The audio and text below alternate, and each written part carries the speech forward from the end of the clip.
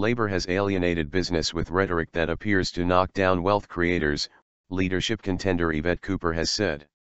She distanced herself from several of Ed Miliband's business policies, saying Labour was perceived as being anti-growth and ultimately anti-worker. Labour must consult more closely with business leaders and focus on science and high jobs, she said. Ms. Cooper is one of 4 candidates, with a winner to be named in September.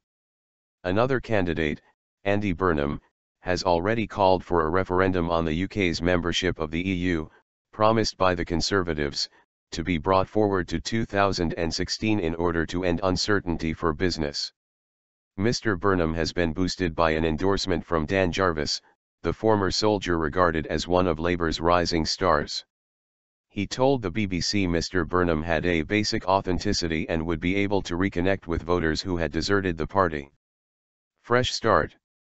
Shadow Home Secretary Ms Cooper is seeking to position herself as the pro-business candidate as the contest, in which Mary Creagh and Liz Kendall are also taking part, gets underway in earnest. Setting out her stall in a series of newspaper interviews, Ms Cooper called for a fresh start to Labour's relations with business. She criticised what she said was former leader Mr Miliband's failure to fully engage with business over the past 5 years, and the tone of some of his interventions. Mr Miliband's 2011 conference speech, in which he sought to distinguish between producer and predator companies, was mistaken as it sounded like Labour was dividing the economy into 2 camps, she said.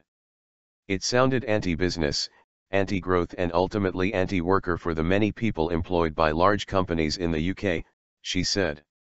While Labour had talked a lot about stopping workers from being exploited and consumers from being ripped off, she said the party had not convinced the public that it understood enterprise and was sufficiently focused on creating jobs and growing the economy.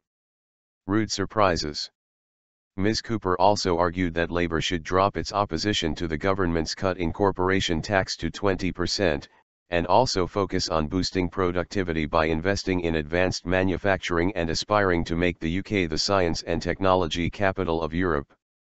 Ms Cooper pledged to set up a business advisory group including non-Labour supporters, if she became leader, ensuring regular dialogue with the business community rather than rude surprises that backfire. We need to reset our relationship with business around a shared vision for building an economy that faces the future, she said.